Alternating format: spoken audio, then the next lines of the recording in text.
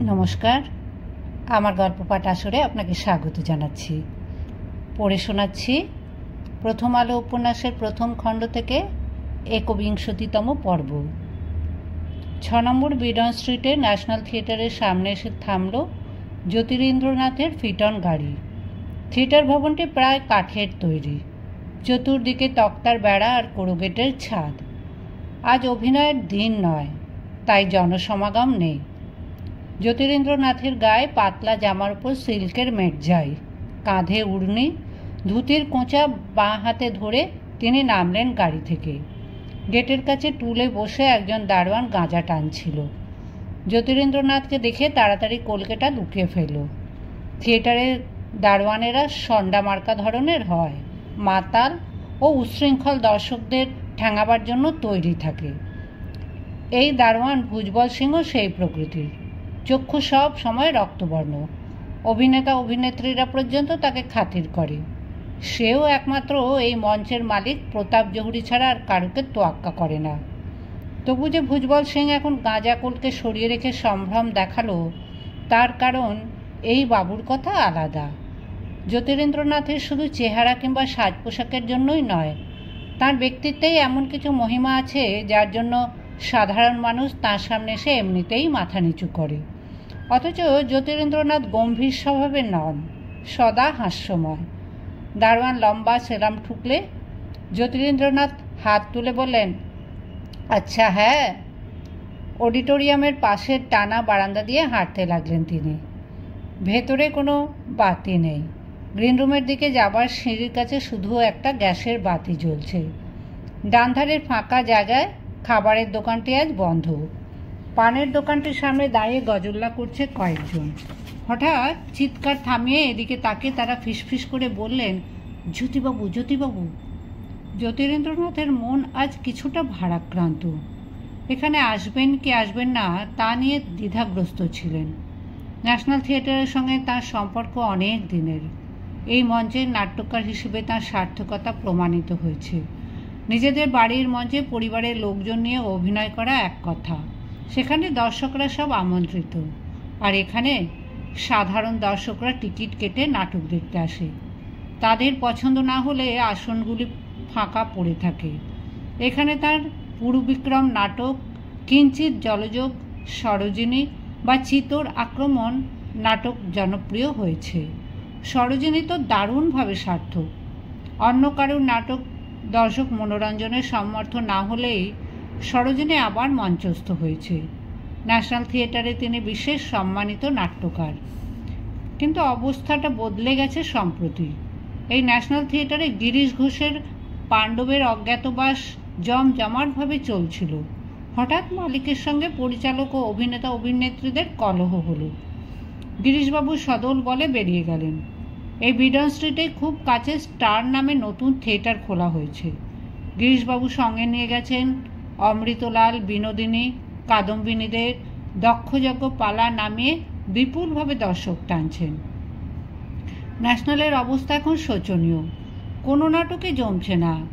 এমনকি বঙ্কিমচন্দ্রের সদ্য প্রকাশিত উপন্যাস আনন্দমঠের নাট্যরূপ দিয়েও কোনো সুফল হলো না।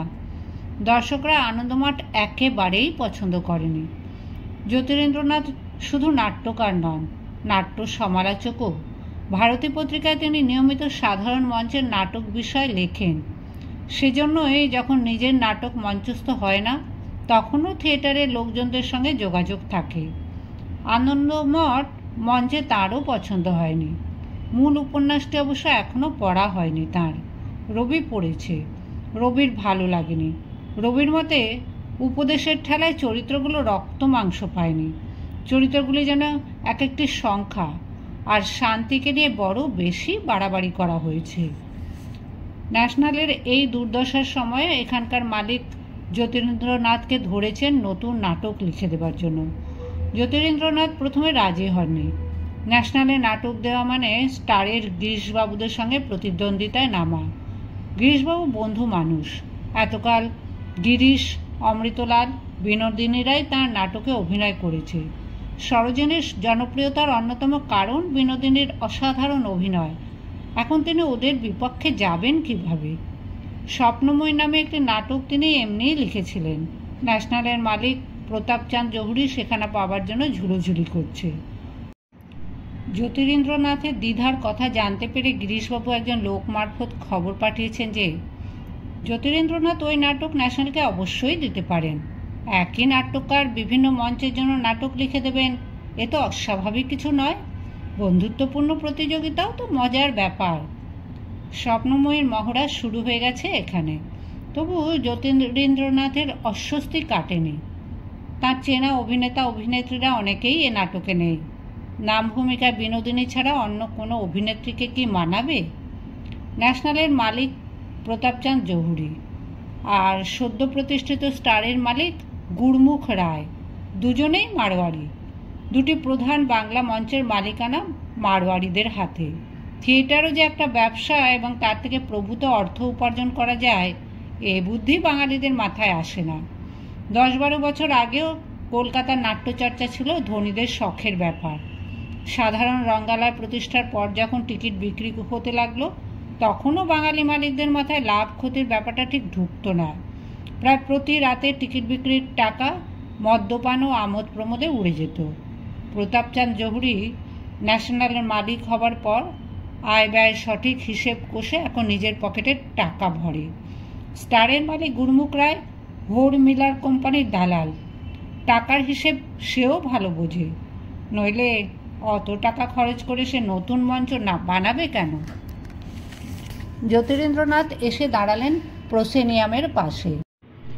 দর্শকশূন্য অন্ধকার হলের সামনের সারির চেয়ারে বসে আছে 2-3 জন, আর মঞ্চে রিহার্সাল দিচ্ছে 3টি পুরুষ ও 2টি নারী। পুরুষদের মধ্যে মহেন্দ্রলাল বসু রয়েছে, সে বড় অভিনেতা, আর 2 জন অচেনা। নারীদের মধ্যে একজন বনবিহারিণী, যার ডাকনাম ভুনি। এর গানের গলা ভারী সুরেলা। বনবিহারিণীর যথেষ্ট খ্যাতি হয়েছে এবং বিনোদিনীর সঙ্গে তার একটা প্রতিযোগিতার ভাব আছে। বিনোদিনী চলে যাবার পর সে এখন ন্যাশনালের প্রধানা নায়িকা। বনবিহারিণী পার্ট ভালোই করবে, কিন্তু বিনোদিনী যে একটা চরিত্রের মধ্যে ডুবে যেতে পারে, তার সেই আবিষ্ট ভাবটি বনবিহারিণী কোথায় পাবে? অন্য নারীটিকে দেখে জ্যোতিরিন্দ্রনাথ চমকে উঠলেন। এ কে? মনে হচ্ছে যেন তেপান্তরের মাঠ থেকে এক শাকচুন্নিকে সদ্য ধরে আনা হয়েছে। গায়ের রং কালো হলেও ক্ষতি কিছু নেই, কিন্তু এর যে খড়িয়ে ওঠা মুখ, পুরুষদের চেয়েও বেশি ঢ্যাঙা। মনে হয় একখানা বাঁশের গায়ের শাড়ি জড়ানো। নাটকের জন্য নতুন মেয়ে সংগ্রহ করা দুষ্কর। দল ভাঙার পর এই থিয়েটারে মেয়ে কমে গেছে, তাই সোনাগাছি থেকে যাকে সামনে পেয়েছে তাকেই নিয়ে এসেছে। এদের দিয়ে নাটক উতরবে কী করে? তবে একটা সৌভাগ্যের ব্যাপার, হঠাৎ অর্ধেন্দু শেখরকে পাওয়া গেছে।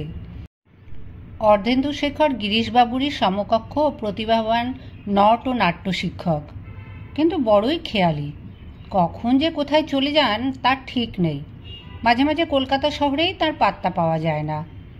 গিরিশবাবুর দলবল বিদায় নেবার পর এখানে যখন আনন্দমঠে রিহার্সাল চলছিল, তখন অর্ধেন্দু শেখর হঠাৎ এসে উপস্থিত। তখন সব ভূমিকায় নির্দিষ্ট হয়ে গেছে। অর্ধেন্দু শেখরকে নিলেন মহাপুরুষ চরিত্রটি। তাতে তিনি তেমন কিছু কৃতিত্ব দেখাতে পারেননি। এই স্বপ্নময় নাটকেও অর্ধেন্দু শেখরের উপযুক্ত কোনো ভূমিকা নেই। সিরিয় কমিক রোলে অর্ধেন্দু শেখরের প্রতিভা ঠিক খোলে। ঐতিহাসিক নাটক বাদশাহ ঔরঙ্গজেবের আমলে শোভা সিং নামে এক ভূস্বামীর বিদ্রোহ এর বিষয়বস্তু। জ্যোতিরিন্দ্রনাথ তাঁর নাটকের কাহিনীর মধ্যে দেশপ্রেমের আদর্শ ছড়িয়ে দেন। পরাধীন জাতির কাছে নাট্যমঞ্চ একটা বড় অস্ত্র। নাটকের অভিনয়ের মাধ্যমে জনসাধারণের মধ্যে স্বাদেশিকতার ভাবনা সঞ্চারিত করা যায়। জ্যোতিরিন্দ্রনাথের পুরুবিক্রম আর সরোজিনী নাটকে রয়েছে জ্বলন্ত দেশপ্রেমের আদর্শ। আরও অনেকে সেরকম নাটকই রচনা করছিলেন, কিন্তু ব্রিটিশ রাজত্বের যুবরাজ 7ম এডওয়ার্ডের ভারত সফর উপলক্ষে সব গোলমাল হয়ে গেল। 7ম এডওয়ার্ড ভারতের রাজধানী কলকাতায় কয়েকটা দিন কাটাবার পর কোনো হিন্দু পরিবারের অন্দরমহল পরিদর্শনের ইচ্ছে প্রকাশ করলেন। ভারতীয় নারীদের আচার ব্যবহার সম্পর্কে জানতে তিনি আগ্রহী। হাইকোর্টের জুনিয়র সরকারি উকিল জগদানন্দ মুখুজ্জে অমনি আগ বাড়িয়ে যুবরাজকে তার ভবানীপুরের বাড়িতে নেমন্তন্ন করে বসল। এক সন্ধেবেলায় যুবরাজ সদল বলে উপস্থিত হলেন জগদানন্দের বাড়িতে।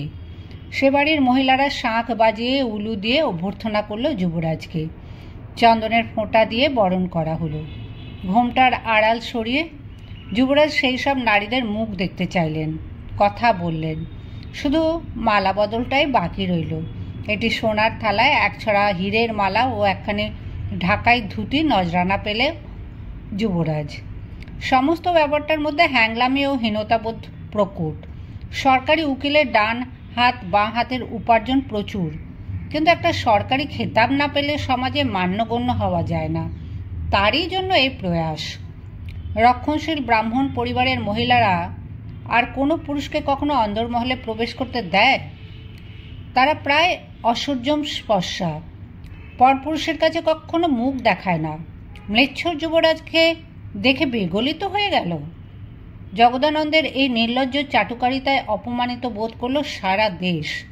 হাইকোর্টের অন্যতম উকিল কবিবর হেম বাড়ুজ্জে এই ঘটনা নিয়ে এক তীব্র ব্যঙ্গ কবিতা লিখে ফেললেন। গ্রেট ন্যাশনাল থিয়েটার চটপট নামিয়ে ফেলে এক প্রহসন, গজদানন্দ ও যুবরাজ। জ্যোতিরিন্দ্রনাথের সরোজিনী নাটকের অভিনয়ের সঙ্গে জুড়ে দেওয়া হলো সেই প্রহসন। কয়েক রাত পরে পুলিশ এসে সেই অভিনয় বন্ধ করে দিল। গ্রেট ন্যাশনালের কর্ণধার তখন উপেন দাস। তিনি অতি তেজস্বী পুরুষ। ভয় না পেয়ে সেই প্রহসনের নাম বদল করে হনুমান চরিত্র নামে আবার মঞ্চস্থ করলেন। আবার পুলিশের হানা। অকুতভয় উপেন্দ্রনাথ এবার পুলিশকেই এক হাত নেবার জন্য ইংরেজিতে তৈরি করলেন এক প্রহসন, the police of pig and sheep. তখন কলকাতার পুলিশ কমিশনের নাম স্যার স্টুয়ার্ট হগ, আর এক পুলিশ সুপারের নাম মিস্টার ল্যাম। অপূর্ব মিল। এরপর থিয়েটারে শুরু হয়ে গেল পুলিশের হামলা। অন্য একটি নাটকের অভিনয়ের সময় একদল পুলিশ জুতো মশমশিয়ে মঞ্চে উঠে উপেন্দ্রনাথ ও আরও 7 জনকে গ্রেপ্তার করে নিয়ে গেল থানায়। বড়লাট লর্ড নর্থব্রুক সিমলা থেকে এইসব নাটকের অভিনয় বন্ধ করার জন্য অর্ডিন্যান্স জারি করলেন। এদেশের বহু মানুষের আপত্তি ও আপিল অগ্রাহ্য করে বছরের শেষে পাস হয়ে গেল ড্রামাটিক পারফরমেন্স অ্যাক্ট। এই আইন বলে পুলিশ এখন যে কোনো নাটককে অশ্লীল কিংবা রাজদ্রোহমূলক ঘোষণা করে বন্ধ করে দিতে পারে। এর ফলে বাংলা রঙ্গমঞ্চের মোড় ঘুরে গেল। মনক্ষুণ্ণ উপেন্দ্রনাথ দাস দেশত্যাগী হওয়ার পর কেউ আর তেমন সাহস দেখাতে পারে না। এখন সব মঞ্চের নাটকেই থাকে শুধু ভাঁড়ামি অথবা ভক্তিরসের প্রাবল্য। গিরিশবাবু নিজে আগে নাটক লিখতেন না, অন্যের কাহিনী নাট্যরূপ দিতেন। এখন তিনি পৌরাণিক বিষয়বস্তু থেকে নিজেই নাট্য রচনা শুরু করেছেন। প্রায় প্রতি মাসে লিখে ফেলছেন এক একখানা নাটক। সাধারণ দর্শকরা হঠাৎ রামায়ণ মহাভারতের কাহিনীতে আকৃষ্ট হচ্ছে খুব। তাঁর লেখা সীতার বনবাস নাটকে লব ও কুশের ভূমিকায় বিনোদিনী আর কুসুম কুমারীর করুণ অভিনয় দেখে দর্শকরা কেঁদে ভাসিয়েছে। লবকুশের এই জনপ্রিয়তা দেখে উৎফুল্ল মঞ্চ মালিক ধুরন্ধর ব্যবসায়ী প্রতাপচাঁদ গিরিশবাবুকে বলেছিলেন, বাবু जब दूसरा किताब लिखोगे तब फिर वही दोनों लेर का जोड़ देओ। সেই অনুরোধ এড়াতে না পেরে গিরিশবাবু আবার লিখলেন লক্ষণ বর্জন। জ্যোতিরিন্দ্রনাথ তাঁর এই নাটকটিতে একটি প্রেমের গল্পের মোড়কে সূক্ষ্মভাবে দেশপ্রেমের কথা জুড়ে দিতে ভোলেননি। প্রবল ক্ষমতা সম্পন্ন বাদশাহ অরঙ্গজেবের বিরুদ্ধে শোভা সিংয়ের মতন এক ক্ষুদ্র জমিদারও বিদ্রোহ করতে পারে। এই বিদ্রোহের মনোভাবটি যদি দর্শকদের মধ্যে সঞ্চারিত হয় সেইটুকুই যথেষ্ট। কিন্তু নাটকের রিহার্সাল দেখে তিনি আঁতকে আঁতকে উঠতে লাগলেন। ড্রেস রিহার্সাল নয়, অভিনেতা অভিনেত্রীরা যেমন তেমনভাবে পার্ট বলে যাচ্ছে। শোভা সিংয়ের ভূমিকায় মহেন্দ্রলাল এখন পড়ে আছে একটা লুঙ্গি ও ফতুয়া, হাতে হুঁকো। মাঝে মাঝে তলোয়ার তোলার ভঙ্গিতে সেই হুঁকোটাই উঁচু করে তুলছে। ছিটকে পড়ছে আগুন। বনবিহারিণীর হাতে মদের গেলাস। অভিনয়ের দিনেও 2-1 ঘোঁট না খেয়ে সে মঞ্চে নামতে পারে না। বনবিহারিণীর শরীরে যৌবন বিদায় জানাতে চলেছে বলেই সে যৌবনকে আরও প্রকট করে তুলতে চায়। গরমের অজুহাতে সে সেমিজ পরেনি, শরীরে শুধু একটা শাড়ি জড়ানো। আঁচল খসে পড়ছে বারবার। বনবিহারিণী বলছে, কে আসে, কার শব্দ শোনা যায়? তার সঙ্গে নতুন মেয়েটি বলল, ঘোর দুঃসময়, ধেয়ে আসে শত্রুর পক্ষ, রাছি রাছি ছেনা। বনবিহারিণী তীক্ষ্ণভাবে হি হি হি করে হেসে উঠে বলে, ছেনা কিলা, সেনা বলো, সেনা, রাশি রাশি সেনা। মেয়েটি বলল, ছেনাই তো বলছি, ছেনা। মহেন্দ্রলাল বলল, ছেনা দিয়ে রসগোল্লা বানাবি নাকি? এ দিয়ে তো যুদ্ধ হবে না। বনবিহারিণী বলল, এরপর আছে শুভ্র কুসুমের মতো শিশুগুলি, তা কি করে বলবি? মেয়েটি বলল, এই তো বলছি, দেখ না, শুভ্র কুসুমের মতো ছিছুগুলি, কি হয়নি? বনবিহারিণী বলল, তোর হিরোইন হওয়া আটকায় কে? ও সাহেব, একে আরও বড় পার্ট দাও। অডিটোরিয়ামে প্রথম সারিতে বসে আছেন অর্ধেন্দু শেখর। তিনি সহাস্যে বললেন, তাহলে আর একটা নাটক বাঁচতে হয় যাতে স কিংবা স নেই একটাও। প্রতাপচাঁদ বলল, এই নাটক 50% তৈয়ার हो गया, এটা কেন বাদ যাবে? রাইটার বাবুকে বল दीजिए, सब डायलॉग থেকে सो और सो उतार देवे, अभी दूसरा लड़की कहाँ से मिलेगा? বনবিহারিণী উইংসের দিকে তাকিয়ে বলল, ওই তো রাইটার বাবু এসে গেছেন। ঠাকুরবাবু তরতর করে ছুটে এসে জ্যোতিরিন্দ্রনাথের হাত ধরে নিয়ে এলো মঞ্চের মাঝখানে। তারপর অভিমানে ঠোঁট ফুলিয়ে বলল, ঠাকুরবাবু, আপনি আমার পার্টে এখনো গান লিখে দিলেন না। কবে আর আমি গান তুলব? 1 সপ্তাহ মোটে আর সময় আছে। প্রতাপচাঁদ উঠে দাঁড়িয়ে জ্যোতিরিন্দ্রনাথকে সম্মান দেখিয়ে বলল, নমস্তে ঠাকুরবাবু, নমস্তে। জ্যোতিরিন্দ্রনাথ বললেন, আপনি আমার নাটকের ডায়লগ থেকে সমস্ত স আর স তুলে দিতে চান? তাহলে এ প্লে বন্ধ করে রাখুন। অর্ধেন্দু শেখর হো হো করে হেসে উঠলেন। প্রতাপচাঁদ জিভ কেটে বলল, আরে রামো রামো, এটা কোথার কোথা, আপনি সিরিয়াস মানলেন? আপনার প্লে ঠিক যেমন আছে তেমন তা হবে, একটা ডায়লগ বাদ যাবে না। এ মাগিটাকে দিয়ে টেরাই করছিলাম, ওকে চাকরানির পাঠ দিন, আর दूसरा মাগে আসবে। ভুল উচ্চারণ শুনলে জ্যোতিরিন্দ্রনাথের প্রায় শারীরিক কষ্ট হয়। উচ্চারণ শুদ্ধ করার জন্যই তিনি ঘন ঘন মহড়া দেখতে আসেন। অর্ধেন্দু শেখরের দিকে তাকিয়ে তিনি বলেন, সাহেব, প্রোনাউন্সিয়েশনের ঠিক না হলে সংলাপের রস নষ্ট হয়ে যায়। অর্ধেন্দু শেখর বললেন, যতটা সম্ভব দেখব, এই ছুরিটাকে দিয়ে চলবে না। প্রতাপচাঁদ বলল, ঠাকুরবাবু, আপনার প্লেটাতে 2-3 तो नाच जोड़ के दीजिए ना, भुनी बहुत अच्छा नाच देखाते पारे। জ্যোতিরিন্দ্রনাথ বললেন, ওর চরিত্রে নাচ মানাবে না।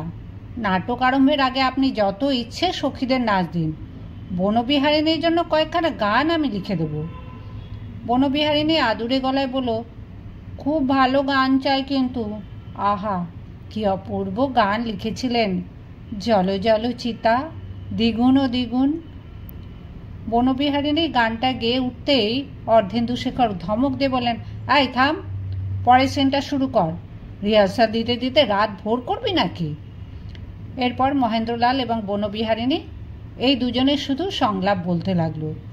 দুজনেরই অনেক দিনের অভিজ্ঞতা, যে কোনো ভূমিকায় মানিয়ে নিতে পারে। তবু জ্যোতিরিন্দ্রনাথের মনে হতে লাগলো, নাম ভূমিকায় বিনোদিনীকে পেলে তাঁর এই নাটকটি আরও প্রাণবন্ত হতে পারত। কিন্তু বিনোদিনী এখন স্টারে, আর স্টার থিয়েটার তার নাটক নেবে না। গিরিশবাবু এখন নিজেই সবেগে এত নাটক লিখছেন যে অন্য কোনো নাট্যকারের আর মুখাপেক্ষী নন তিনি। একটা দৃশ্য শেষ হবার পর অর্ধেন্দু শেখর জিজ্ঞেস করলেন, কেমন দেখলেন জ্যোতিবাবু? জ্যোতিরিন্দ্রনাথ আমতা আমতা করে বলেন, ঠিক আছে, এমনিতে বেশ ভালোই হচ্ছে, তবু একটা জিনিসের যেন অভাব। ফরাসি ভাষায় যাকে বলে জোই ডি ভিভার, মানে জীবনের একটা উচ্ছলতা। মহেন্দ্রলাল বলল, ও জন্য ভাববে না, ও আমরা ঠিক স্টেজে মেরে দেব। জ্যোতিরিন্দ্রনাথ জামার পকেট থেকে একটা গোল সোনার ঘড়ি বার করে ডালা টিপে দেখলেন রাত 9:10। এবার তাকে বাড়ি ফিরতে হবে। প্রতাপচাঁদ একটা খুব জরুরি গোপন কথা জানাবার ভঙ্গিতে বলল, ঠাকুরবাবু, আমি একটা প্ল্যান করেছি। স্টারে গিরিশবাবু কা দকস জগিয়া প্লেটা ইতনা সাকসেসফুল হলো কেন জানেন? সাহেববাবু সে শুনেলেন। অর্ধেন্দুশেখর বললেন, গিরিশ, ওর দক্ষযজ্ঞ স্টেজে নামাবার আগে কি করেছে জানেন? ইদানিং ও তো খুব ঠাকুর দেবতার ভক্ত হয়েছে। আগে ছিল ঘোর নাস্তিক, এখন সর্বক্ষণ মা মা করে। তা ওর দক্ষযজ্ঞ নাটকের ড্রেস রিহার্সাল দিয়েছে কালীঘাটে। একদিন রাত্রিরে নাট মন্দির খালি করে দক্ষযজ্ঞের ড্রেস রিহার্সাল হলো। প্রধান দর্শক মা কালীর মূর্তি। প্রতাপচাঁদের ধারণা হয়েছে ওই জন্যই দক্ষযজ্ঞ এত জমে গেছে। প্রতাপচাঁদ বলল, কালী মাইজির আশীর্বাদ। আমিও ঠিক করেছি আপকা এই যে আসুরমতি প্লে, এর ড্রেস রিহার্সাল হবে ওই কালী মাইয়ার সামনে নাট মন্দিরে। জ্যোতিরিন্দ্রনাথ একটুক্ষণ গম্ভীরভাবে চুপ করে রইলেন। বাংলা নাটকে কোন দিকে যাচ্ছে? মাটি পাথরের তৈরি একটা কালী মূর্তির সামনে অভিনয়? তিনি আদি ব্রাহ্ম সমাজের সম্পাদক, তিনি এটা কিছুতেই মানতে পারবেন না। তিনি বললেন, শেঠজি, আমি এতে রাজি নই। ন্যাশনাল থিয়েটারের স্টেজে আমার নাটক অভিনয়ের চুক্তি হয়েছে, কালীঘাটের নাট মন্দিরের জন্য নয়। আপনার যদি সেরকম ইচ্ছা থাকে তাহলে আপনি আমার নাটক বন্ধ করে অন্য নাটক ধরুন। অন্য কোনো নাট্যকার থিয়েটার মালিকের মুখের ওপর এমনভাবে কথা বলতে পারে না। তারা সবাই অনুগ্রহ প্রত্যাশী, কিন্তু টাকা পয়সার তোয়াক্কা করেন না জ্যোতিরিন্দ্রনাথ।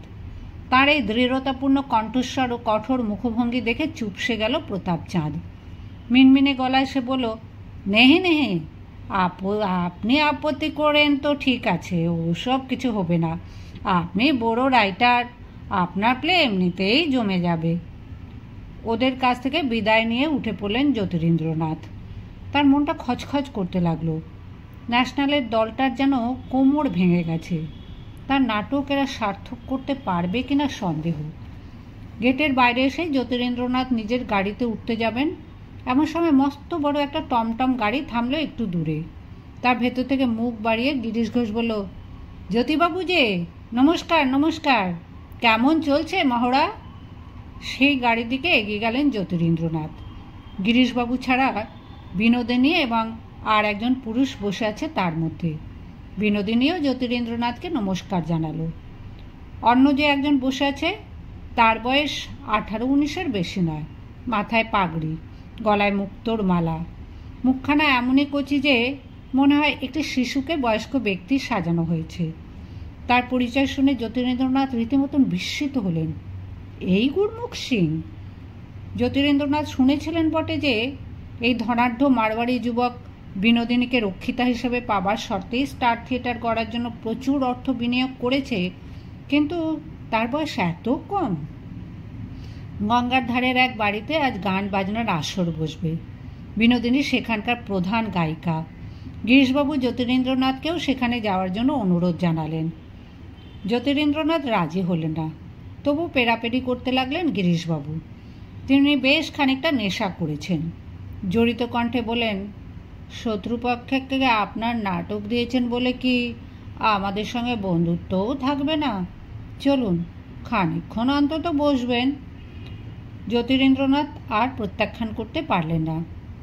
তার গাড়িতে এসে উঠে বসলেন গিরিশবাবু। দুটি গাড়ি ছুটল গঙ্গার দিকে। জ্যোতিরিন্দ্রনাথের বাড়ি ফেরা হলো না।